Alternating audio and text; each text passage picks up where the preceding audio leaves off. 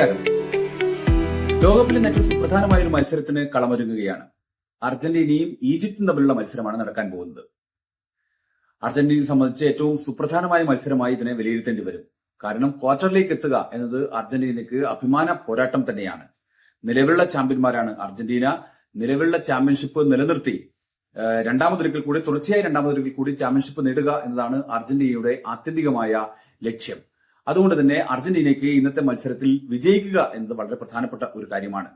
Egypt ആകട്ടെ pre ക്വാർട്ടറിലേക്ക് ആദ്യമായി കടന്നു വന്ന ടീമാണ്. അതുകൊണ്ട് തന്നെ അവർക്കും ഒരു വിജയം അനിവാര്യമാണ്. ക്വാർട്ടറിലേക്ക് എത്തുക എന്നത് അവരെ സംബന്ധിച്ചും ഏറ്റവും പ്രധാനപ്പെട്ട ഒരു ലക്ഷ്യമായി അവർ കാണുന്നുണ്ട്. അവരുടെ കോച്ചടക്കം അക്കാര്യം വ്യക്തമാക്കുകയും ചെയ്തിട്ടുണ്ട്.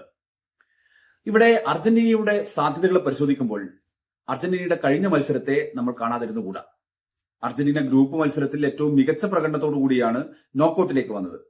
നോക്കൌട്ടിൽ കേപ്പ് വാർഡെ എന്ന് പറയുന്ന ഏറ്റവും കുഞ്ഞൻ രാജ്യം, ആദ്യമായി ലോകകപ്പ് കളിക്കുന്ന കുഞ്ഞൻ രാജ്യം, ഇതുവരെ ലോകകപ്പിൽ പരാജയപ്പെട്ടിട്ടില്ല എന്നതായിരുന്നു അവർക്കുള്ള അഡ്വാൻറ്റേജ്. പക്ഷെ അവർ അർജന്റീനയെ വിറപ്പിച്ചു എന്ന് തന്നെ പറയാം. അവസാന നിമിഷങ്ങളിൽ അർജന്റീനയുടെ കോട്ട മുഴുവൻ ആടിയുലഞ്ഞു പോയി.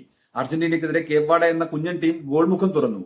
അർജന്റീനയുടെ പരിചയസമ്പന്നരായ കളിക്കാർ മുഴുവൻ പതറിപ്പോകുന്ന സാഹചര്യമുണ്ടായി. കാരണങ്ങൾ പലതായി കോച്ച് ഉൾപ്പെടെ വിശദീകരിച്ചിട്ടുണ്ട്.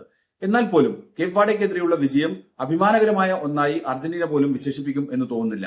കാരണം ഒരു രക്ഷപ്പെടലായിരുന്നു അർജന്റീനയെ സംബന്ധിച്ച് അന്ന് നടന്നിരുന്നത്.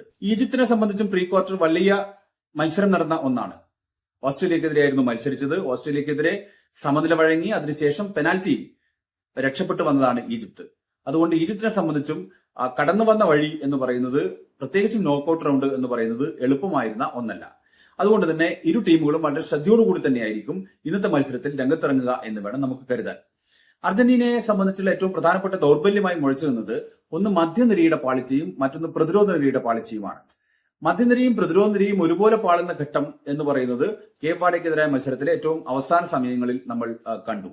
ആ ഘട്ടം വന്നാൽ അർജന്റീന പരാജയപ്പെടുന്നു എന്നതാണ് അർജന്റീനയെ സംബന്ധിച്ചുള്ള ഏറ്റവും നെഗറ്റീവായ ഘട്ടം. വിങ്ങുകളിൽ പാളിച്ച ഉണ്ടാകുന്നു എന്ന് പറയുന്നതും അർജന്റീനയെ സംബന്ധിച്ചുള്ള ഒരു പ്രധാനപ്പെട്ട പോരായ്മയായി തന്നെ നിലനിൽക്കുന്നുണ്ട്. അതുകൊണ്ട് തന്നെ ഈ വിഷയങ്ങളിൽ സ്കലോണി എങ്ങനെയാണ് മാറ്റം വരുത്താൻ പോകുന്നു എന്നത് വളരെ പ്രധാനപ്പെട്ട ഒരു ചോദ്യമാണ്. ചില മാറ്റങ്ങൾ ഒരുപക്ഷെ ഇതിൽ ഉണ്ടാകാൻ സാധ്യതയുണ്ട്, ഫസ്റ്റ് 11 ഉണ്ടാകാൻ സാധ്യതയുണ്ട് എന്ന് തന്നെയാണ് ലഭ്യമാകുന്ന സൂചനകൾ. ജോർദാനുമായുള്ള മത്സരത്തിലായിരുന്നു വലിയ തരത്തിൽ ടീമിൽ ഒരു മാറ്റം സ്കലോണി കൊണ്ടുവന്നത്.